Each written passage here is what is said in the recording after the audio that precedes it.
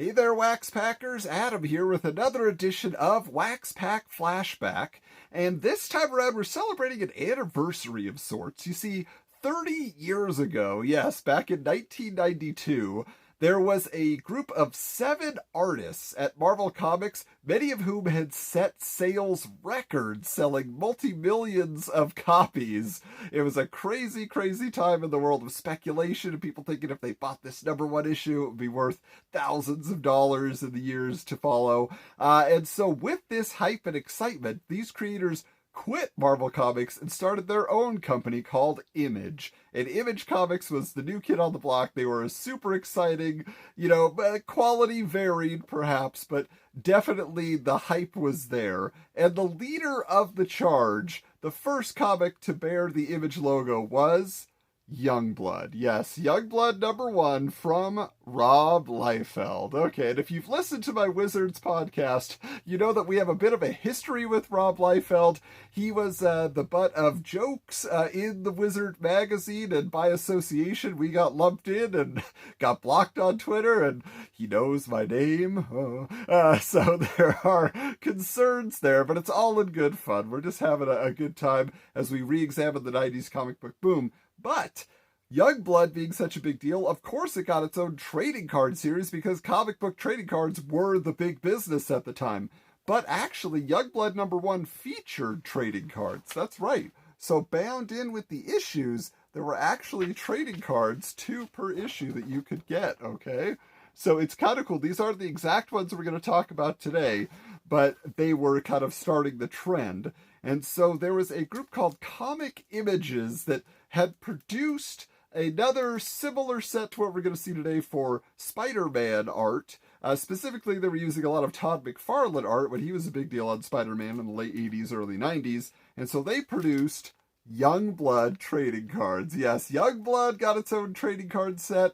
And we're going to take a look inside here and see if what we find gives us some sort of justification for why this was such a big deal. This new art style that everybody was craving, that everybody was buying millions of copies of, and probably still have in their comic collections to this day. Is it going to be worth any money? Please, please, please. Well, let's open up those packs and find out. Alright, so here we are with a pack of Youngblood trading cards from 1992. We will be opening this pack shortly, but first I wanted to show you that, yes, Youngblood did grace the cover of Wizard magazine several times. In fact, Wizard also in an early issue featured a price guide for these cards. As you can see, a full set of these cards was worth just $12, but a full set of the 8 chase cards, these Prism cards, was worth $40. So definitely it was more of a game of trying to find the rare stuff, right? So as we look at this pack here, I mean, just the art alone here is a little disturbing, I don't know, it just looks unfinished, right? This is not a high quality production of what is going on here. They tell you there's 90 cards, and there you go, 10 cards per pack by Comic Images. But other than that, look for Prism cards. We're going to do that. But the L is a lowercase L. Wow. I mean, a typo on your card packaging does not bode well. But let's take a look here and see what's inside. Okay, so did we get a Prism card? Let's see. No. Okay, so first off, we've got Pink Face Guy. Pink Face Guy who looks like Cable. Who are you? His name is Gage. The Youngblood members have encountered the 4 before. Capturing 2 of them, the other 2, Strong Arm and Gage, return to free their imprisoned teammates. Okay. All right, now there we got Badrock with some green goo coming out of his mouth here. He's having lunch. Now, his name here, Thomas John McCall, is what they mention. I believe that actually gets changed, but he was just a teenage kid who got turned into this hulking monster, so he lived with his mom. All right, now there is Shaft, the leader of Youngblood. So as it tells us here, Image Comics. Oh, the shared motto of those who work under the Image Comics label is, we all own houses in the same neighborhood, but nobody owns the neighborhood. Image is more like an association than a company. No one owns Image. It is a shared imprint, which was something that was very hard for people to understand when Image formed. I don't know why this isn't then like an Image Comics logo. Why do we have Shaft representing Image? All right, let's take a look here. A little too close on Shaft. As we're seeing here, we see that he's a leader, and it says, this is Shaft's first time in the position of leading the home team. The Youngblood team is used to being led by Battlestone, who now leads another group, Brigade, which became a comic. Many of the characters in the group Brigade were part of Youngblood. The group evolved into a privately run organization. Now, this is just kind of crazy. These are literal panels from the comics that were pulled here, so that's why, we're used to the series that maybe did original art, but that's not what we have here. Now, here's an actual quote from the creator. The government wasn't and can't be sure that one of these aliens, Photon or Combat, was a prisoner on the ship while the other was the pilot. Okay, they're unsure. Does that matter? But either way, it's just one of those things. I guess they had to get clarification from Rob Liefeld on some of the stuff. Now, Die Hard, yeah, Die Hard, like the battery, like the movie. This guy's name is Die Hard, okay? The government gave Die Hard the serum, the drugs, and the technology to be the ultimate soldier. He possesses incredible strength and will with increased abilities all around. He is the closest thing to a Superman the book has to offer. Interesting. All right. Again, guy with a gun, purple jacket, looks really extra wide here. He's an assassin. Okay. But Rob Liefeld tells us after the Brigade miniseries, I will come back for a new Youngblood miniseries, which is all I can conceive of doing at this time. You can conceive of it, but can you get it out, Rob? Because it was hard to get a hold of those books. All right. Again, here's just a cropped out image of some members of the team. There were home and away teams on the Youngblood comic, as we mentioned. Here is generic evil guy, or is he a good guy? I can't tell. Years ago, Rob Liefeld says, I have had these characters for some time. I penciled the 20-page first issue about 5 years ago, which may be printed as a Youngblood special by Malibu. So again, all these insider information that you're getting here. Okay, again, one of these alien creatures, flip format, which this guy says impressive. Each issue of Youngblood is in the flip format. It begins with a cover and 12 interior pages about one team. Flip it over, and there's another cover and 12 pages about the other team. Yes, home and away teams. So, again, the artwork on these is just... it's hard. There is a Spider-Man set that is just as bad, and it started with McFarlane art, so I think it's just the way that they process it. Now, I have a couple more packs here I'm just going to blaze through. But as you can see, this was marked down as originally $1. Now it's 75 cents. I don't think they sold even at that price. These were not cards I even remember seeing, at the hobby store when I was going to buy my cards back in the day. Man, they're sealed in here, though. Okay, Prism card? Prism card? No Prism card.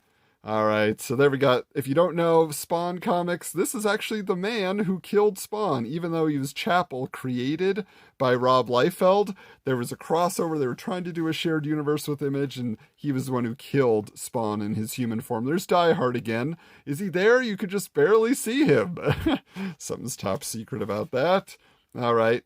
Again, this is not supposed to look like that. What are these lines going on there? I mean, it's like was this on a video screen? The quality of these cards is so... Uh-oh.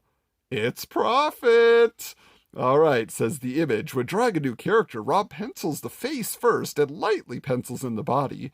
Rob feels that equipment or accessories are important in creating a new character. Wow, so a full shot of Prophet, not even telling you the character's name is Prophet. Maybe going to be played by Jake Gyllenhaal someday? We don't know, but he debuted in Youngblood. All right, so here we have Riptide and this large man. I do not know who that is, but yeah. This is just a lot of these, okay, another action shot of Die Hard with these tiny little arms, little T-Rex arms. Oh, gotta mention the feet too. What happened to his feet? They're disappearing. Okay, again, okay, it's just a close-up of a face. I mean, I'm not going to blame Liefeld for this, except that he drew the original images, but look at this. What are we doing here? What is this? The people who made the cards just had no concept. Okay. Some guys, some sort of Spartan helmet. Okay. And finally, I believe that is Shaft out of costume, looking kind of ridiculous. Yep. So there it is. Here we go. Another Rob Liefeld art tip. When penciling, Rob breaks up his line, creating his own stylized look to his art. Ooh, so the unfinished look is intentional. I guess iconic, if you want to say. All right, last one here. Prism card, Prism card. No Prism card. Okay, we're back to this. We've seen it. There is Shaft again with no outfit. Do we want to see it? Let's see what he says about the media here. The press is much more powerful in this country than people even realize. There are lots of people who let the media do their thinking for them, and the media realize this. That's a crucial aspect to Youngblood. All right, giant guy with big shoulder pads, guns. Ooh, yes. All right. Again, Shaft with that crazy red hair looking like Carrot Top. All right, let's see what it says here. We get a note. There's not a mutant in the group, but by the 3rd issue of Youngblood, the first mutants will be introduced, and a new group called Genesix will be formed. So many teams in mind, huh, Rob? All right, again, there we go. All right, some more characters just kind of looking like, why did you crop us that way? All right, now there's more of a team shot there. Badrock looks a little confused, actually. He's like, huh? What's going on there? I don't know. According to Liefeld, much of the concept behind Youngblood evolved as a result of growing up in the MTV generation. Music videos in front of your face all the time, all those commercials and fast images, 24-hour news networks. All right, now there's another prophet where, wow, he's looking even more terrible with each introduction. There we go. A mysterious character, Prophet, is heavily armed and is out to spread the word on Youngblood. No, he isn't. This says, Numbskulls are a group of guys who are literally the rejects of all the genetic engineering that's going on. Third world countries send them to the front lines of war. Wow. And, did you miss the faces? Because we got plenty of close-ups here. They should have just called this, face shots. I don't know. Well, maybe that's dirty. Anyway, all right, last thing here. Metal guy getting thrown or possibly kicking. Very hard to tell what is happening in this action.